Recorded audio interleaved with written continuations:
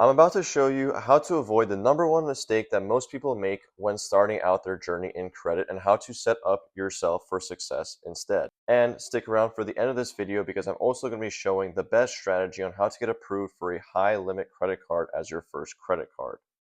So there are three ways to start your journey in credit, and now there are different levels of quality in these three different methods. So for our first method, we have a very generic, get yourself started with a secured credit card. And now the reason why I don't like this method is because for one, if you don't have too much capital on hand, I mean you don't have enough cash in the bank, anything like that, it's very hard to start a good secured credit card because you're going to get approved for something like $200 if you don't have much capital to put down.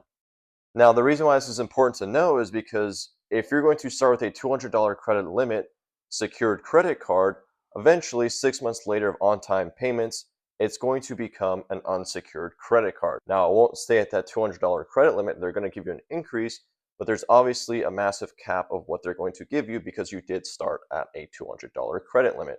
So this is my least favorite method on how to get started in credit because it does cap you at a very bad start just because of that small credit limit, or especially if you don't have the capital on hand, it's not even possible to open up the secured credit card.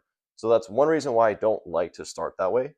But I have seen that it is the most common method in starting out on credit. So most people recommend is get a Discovered secured credit card. This is a secured version, but they always recommend getting a Discovered secured card. And I just don't like that because you're going to get stuck with a small credit limit when there are definitely better methods in starting out. Of course, if you have the ability to do these other methods, for sure, go with these next two methods that I'm going to mention.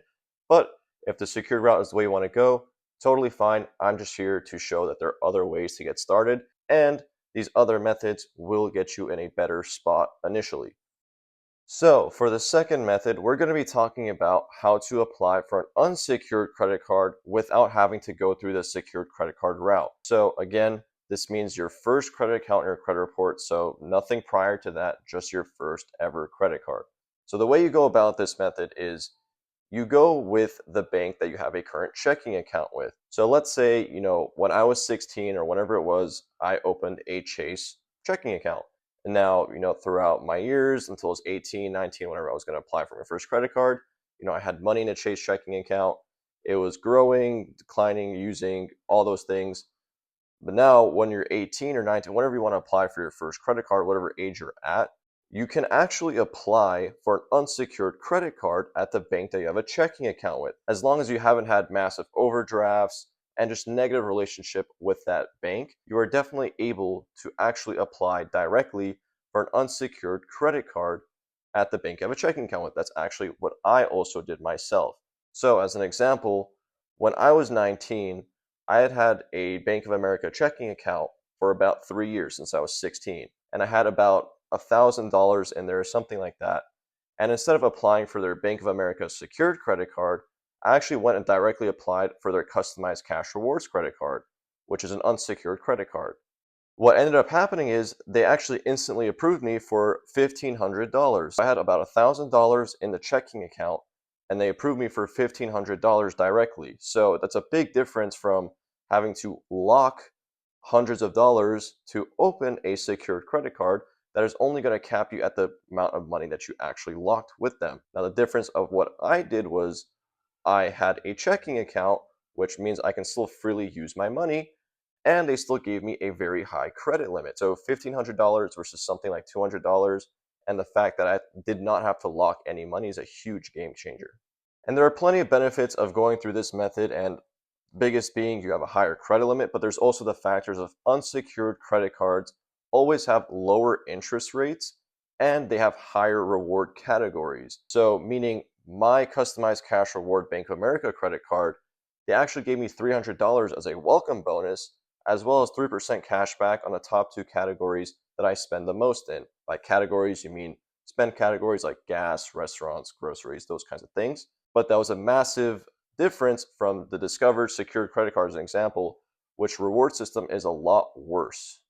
And this is just a baseline analysis of how to get started with credit. And in the coming videos, we're also just going to be talking about why it's beneficial to go the unsecured credit card route with the bank you currently have a checking account with because of the benefits that come with strengthening your relationship with that bank. I have seen that always going the unsecured route with the bank you have a checking account with always gives you down the line benefits that starting out with a Discover secured credit card is not going to get you. Now, so don't get me wrong, getting a secured credit card at the bank you have a checking account with is also good, but I'm saying the discovered secured credit card route is not the way to go if you want the best possible future outcomes in credit, all the way up from personal credit to business credit as well. Before I go on to describe the best way on how to start your journey in credit, drop a like and subscribe if you learned something new today. And with this final method, we've actually taken a kid that had no credit, no credit cards, not even a checking account, to a 780 credit score before he ever applied for his own credit card. Now, when he actually applied for this credit card, he was actually approved for $7,000 with no banking relationships, no credit cards, no checking accounts. With all that being said, I'm sure you guys can already see why I consider this the best way to start your journey in credit. And now, the secret to this method is actually getting added as an authorized user on a parent's, sibling's, friend's credit card. So if you don't know what it means to get assigned as an authorized user to a credit card, it essentially just means someone who already has a pre-existing open credit card is going to add you under it as an authorized user, in which you are actually going to receive a physical copy of that credit card for you to be able to use. Now, you don't actually have to ever use this card, but the biggest benefits of these authorized user credit cards, in my opinion, is what it does to your credit report, even though it's not your actual credit card. When someone adds you as an authorized user on their credit card, you're actually taking all the information on that credit card and adding it to your credit report. So, what I mean by that is that if someone has a credit card that's been opened for 5 years, let's say it's your mom or dad's, whoever it is, they have a 5-year-old credit card. Once they add you under that credit card, now, on your credit report, you're actually going to have 5 years of credit age. If you don't have any other accounts, which in this case, if we're assuming it to be your first ever credit account, you will now have a credit age of 5 years, which is obviously a huge jump from nothing. And then another benefit is you also get their credit limit assigned to your credit report. So if this 5-year-old credit card had a $10,000 credit limit, and a low balance, let's say, that balance and that credit limit are going to both report to your credit report. This is also a dangerous thing because what this also means is any late payments, high balances, things like that will also show up on your credit report. So you have to be very careful under which credit card to get added as an authorized user under.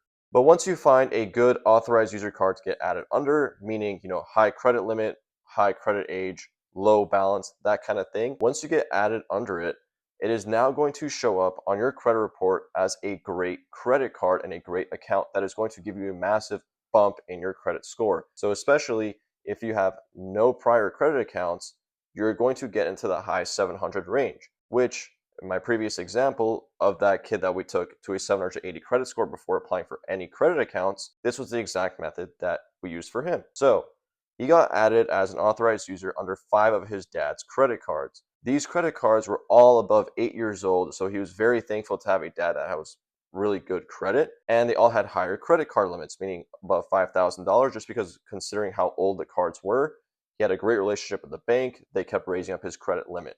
And so after all of these cards ended up getting onto his credit report as an authorized user credit card, he actually went ahead and applied for a credit card, and he was instantly approved for $7,000. And again, he had no other prior accounts. So no accounts, just those 5 authorized user credit cards from his dad, immediately approved for $7,000 with a 780 credit score. One thing that I also wanted to mention is that you don't need to have 5 credit cards to get added as an authorized user under it. Just that kid was able to actually do that. But in your case, if you only were able to get it under 1 credit card or even 2, you're going to get the very similar results to that, of course, depending on what credit cards you're getting added under. My point is, you don't need to get added under 5. 5 was just, he just got all of that from his dad. So that definitely don't need to get that many. Totally fine if you only get added under 1 or 2. And so those are the three ways on how to get started on your journey in credit, going from the secured credit card route, the unsecured credit card route with a bank you have a checking account with, and then the unsecured credit card route with getting prior added as an authorized user on a sibling, parent, friend's credit card.